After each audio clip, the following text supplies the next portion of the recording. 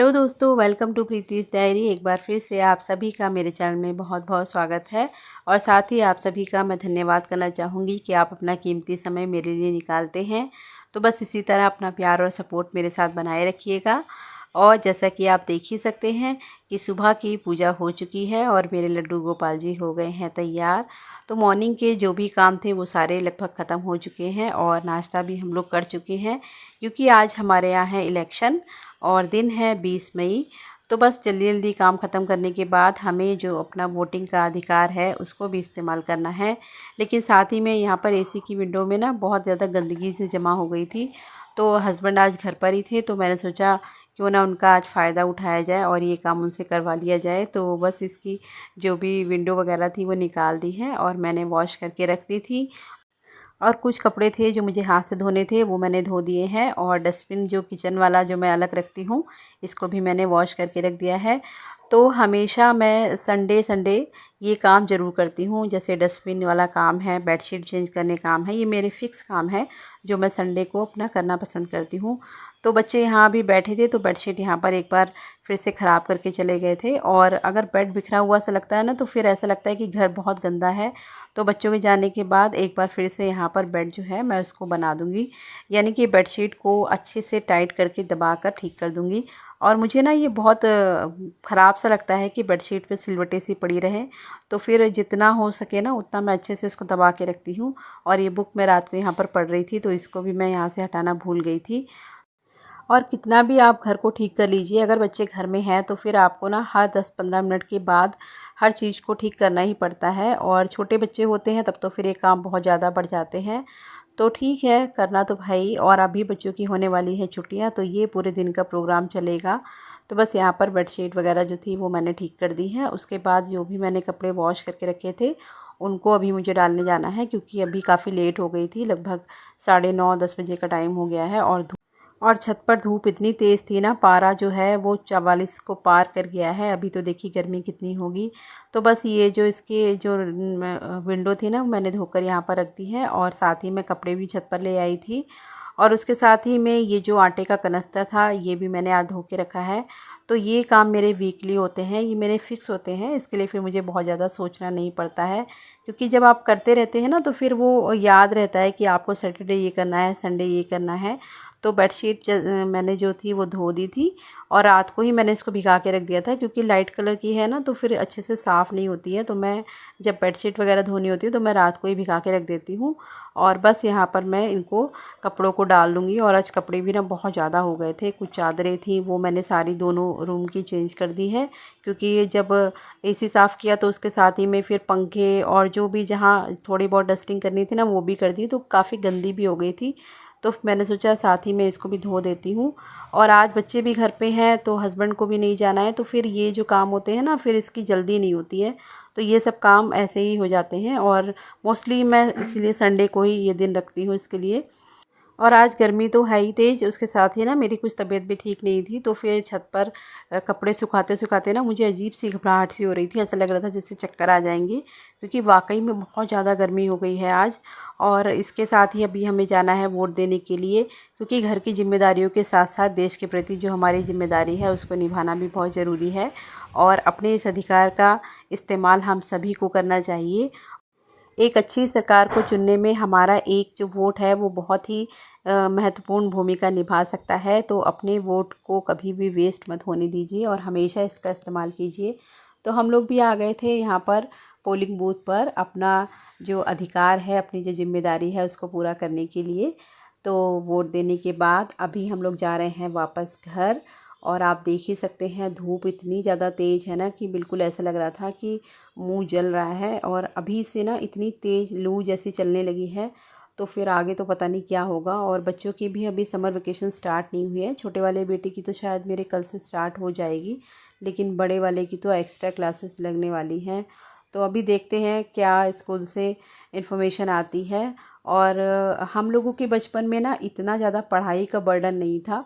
जैसे छुट्टियां हम लोगों को टाइम से होती थी और हम लोग खेलते कूदते भी थे, साथ में पढ़ाई भी करते थे। लेकिन आजकल के बच्चों को देख के लगता है ना कि दिन भर उन लोगों के ऊपर पढ़ाई का ही बोझ है और पढ़ाई का पैटर्न भी काफ़ी चेंज हो गया है। मुश्किल से 20-25 दिन की छुट्टियां मिलती हैं और उसमें भी उनको इतना हॉलीडे होमवर्क मिल जाता है कि पूरी छुट्टियां वो लोग काम ही करते रहते हैं।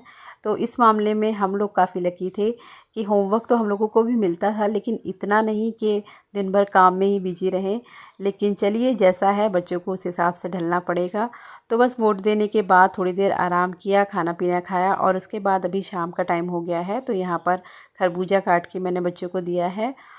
और उसके बाद बच्चों का मन था आज पिज़्ज़ा खाने का, तो मैंने थोड़ा-सा उनको मना किया क्योंकि गर्मी बहुत ज़्यादा है और मैं नहीं चाहती कि बच्चे कुछ ऐसा खाएँ कि आगे उनको परेशानी आए।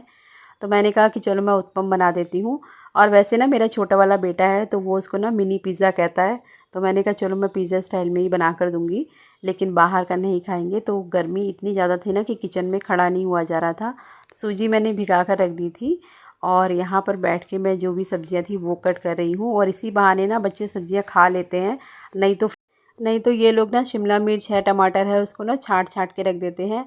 तो बस यहाँ पर सब्जियां जितनी छोटी हो सकती हैं उतनी मैं काटने की कोशिश कर रही हूँ ताकि ये लोग निकाल ना सके। और इस तरह जब बच्चों को बना कर देते हैं ना तो ये लोग खा लेते हैं। तो बच्चों के साथ में थोड़ी सी चालाकी दिखानी पड़ती है। तो बस यहाँ पर मैं बच्चों से बातें भी कर रही थी कि क्या क्या सामान उनको प्रोजेक्ट के लिए चाहिए, क्योंकि प्रोजेक्ट लिस्ट जो है बच्चों की मिल चुकी है। तो फिर मुझे उस हिसाब से प्लानिंग करनी पड़ेगी, क्योंकि अभी हम जाएंगे दिल्ली। तो वहाँ जाके तो बच्चे बिल्कुल पढ़ेंगे नहीं। तो मैक्सिमम काम जो है वो मैं यहीं पर बच्चों को करवा के जाऊँगी और उसके लिए ना मुझे अपने कामों को भी उस हिसाब से प्लान करना पड़ेगा। तो बस यही सब दिमाग में चलता रहता है। और साथ में यहाँ पर देखिए सब्जियाँ कट गई हैं और यहाँ पर मैंने इसमें डाला है 1 पाउच इनो का। और अभी ये थोड़ा-सा मुझे गाढ़ा लग रहा था तो थोड़ा-सा इसमें पानी डाल के मिक्स करूँगी। और साथ ही में जाएगा इसमें नमक, थोड़ी-सी चीनी, बिल्कुल ज़रा-सी। और बस बैटर हमारा बिल्कुल तैयार है।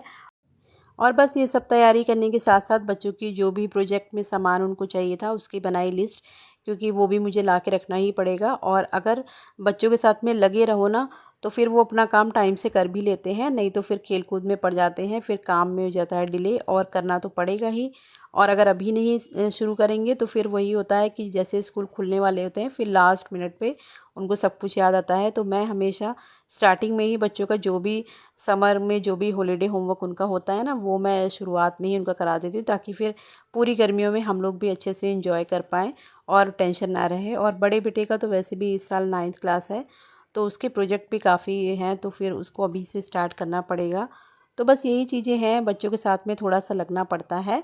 तो उन लोगों को भी लगता है कि हाँ मम्मा हमारे साथ में हैं, तो फिर वो भी ना इंटरेस्ट के साथ उसको करते हैं। और थोड़ा सा उनको गाइड करने की ज़रूरत तो है ही, क्योंकि बच्चे अभी इतने भी बड़े नहीं हैं कि वो सब चीज़ें खुद बना लेंगे।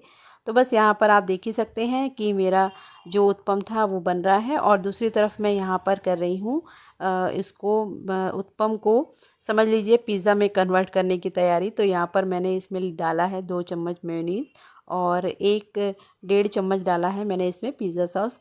तो बच्चे ना मेरे इस तरह से खाना इसको पसंद करते हैं, तो इसीलिए मेरा छोटा वाला बेटा ना इसको मिनी पिज़्ज़ा कहता है।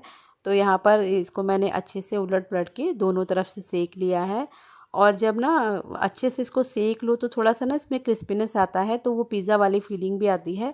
वैसे तो उत्पम बहुत से लोग एक साइड से ही सेक कर बनाना पसंद करते हैं, लेकिन मैं थोड़ा सा इसको ना क्रिस्प होने तक पकाती हूँ ताकि अच्छे से खाने में फिर टेस्ट आए।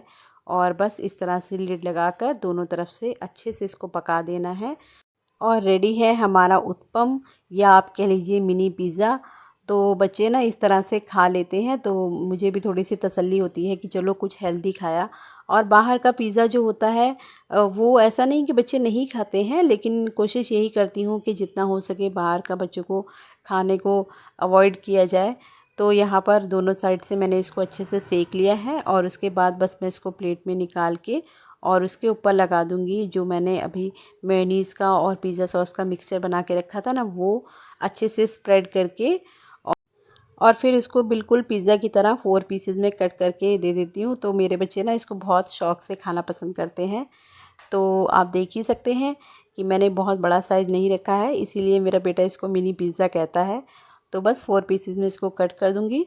और गर्मियों में ना ये सब चीज़ें अच्छी लगती हैं, लेकिन वही बात है कि खाने में तो अच्छी लगती हैं, लेकिन बनाने में ना हालत ख़राब हो जाती है। और आज जो है गर्मी बहुत ज़्यादा है, पता नहीं अभी कल भी ऐसे ही गर्मी रहने वाली है कि नहीं। आप मेरी हालत देख के अंदाज़ा लगा सकते हैं कि बिल्कुल मैं पसीने से भीग गई थी इसको बनाते बनाते, जबकि मैंने सब्ज़ी जो थी वो अंदर ही कट करके रख ली थी। और गर्मी में ना सबसे मुश्किल काम ये खाना बनाने वाला ही लगता है। तो ये काम अगर हो गया ना तो समझ लीजिए घर का आपका 30% काम तो हो ही गया है। और मुझे तो लगता है 50% काम हो गया, क्योंकि इसके बाद फिर बर्तन, किचन क्लीनिंग, तो इसी में सबसे ज़्यादा टाइम लगता है। तो बस यहाँ पर बच्चे खा रहे हैं और मैं उनको साथ साथ बना के देकर भी आ रही हूँ। और अगर बच्चे भरपेट अपनी पसंद की चीज़ें खा लेते हैं ना तो फिर दिल को बड़ी तसल्ली सी होती है कि हाँ चलो बच्चों ने ऐसे नहीं तो ऐसे खाया, और इसी बहाने इतनी सब्जियां उनके पेट में तो गई। तो यही है, बस हाउसवाइफ जो होती हैं वो किसी न किसी तरह से जुगाड़ लगा के अपने कामों को कर ही लेती हैं। और हाँ, तो यहाँ पर सबको खिलाने के बाद अब यहाँ पर मैं अपने लिए भी बना के रखूँगी। और बनाते बनाते ही ना काफ़ी गर्मी लगने लगी थी, तो इसके बाद सीधे किचन साफ़ करके मैं नहाऊँगी और आप लोग भी खा लीजिए।